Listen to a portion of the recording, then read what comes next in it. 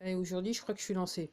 Alors, ce que personne ne vous dit, et pour tout vous dire, aux États-Unis, là, ils disent rien. Donc, faut pas espérer non plus que comment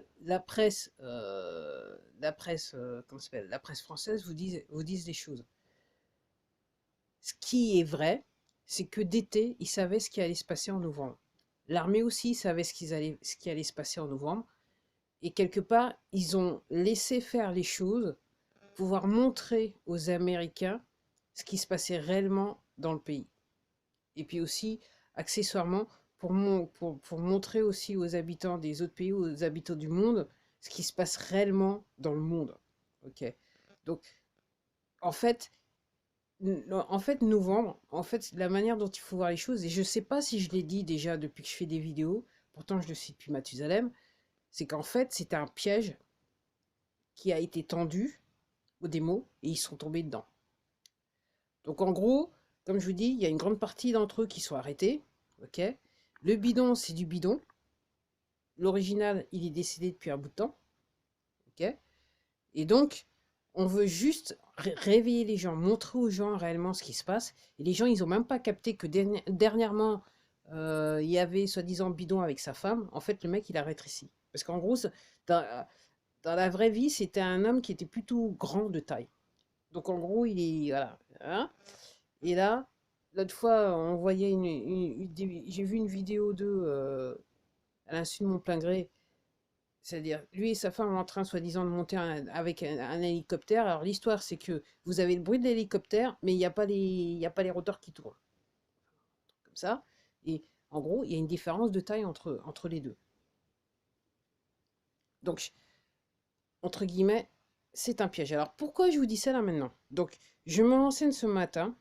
Et il semblerait que ce qui s'est passé le 28, donc je vous disais, c'est cet Américain qui vit à Washington, qui a filmé des trucs, qui s'est fait arrêter.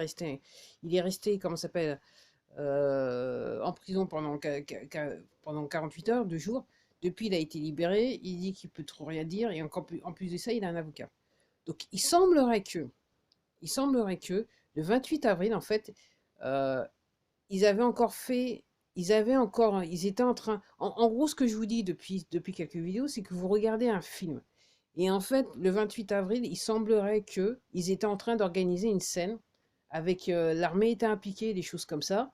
Et qu'en fait, donc apparemment, il est tombé, il est arrivé au mauvais moment. Il était là au mauvais moment, au mauvais endroit, entre guillemets, quelque part.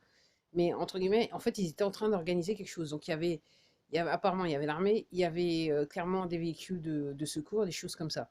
Donc ça, on va peut-être finir par savoir réellement c'était quoi le but de cette scène, hein. On va peut-être finir par le savoir, mais je voulais juste vous tenir informé. Et donc, en gros, ce que ne vous dit pas la presse internationale, parce que l'histoire, c'est que la presse américaine, la presse française, on les informe, mais ils refusent d'informer leurs auditeurs.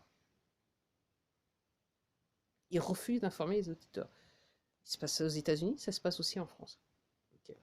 Donc en gros, si vous sortez pas le doigt du popotin et que vous n'allez pas surfer pour essayer de comprendre réellement ce qui se passe, parce qu'il y a des gens comme moi qui vont vous expliquer les choses qui se passent, et puis même des gens qui sont, comme je vous dis, des gens qui avaient l'habitude dans l'armée, qui ont des relations avec des gens qui sont dans l'armée, ok, des gens qui sont dans la police, des gens qui étaient comment ça, des hommes politiques qui savent comment ça se passe, et qui maintenant se lâchent et disent réellement ce qui se passe, vous allez rien comprendre, effectivement. Et puis surtout, vous êtes très rapide à vouloir juger les autres. J'y arrive.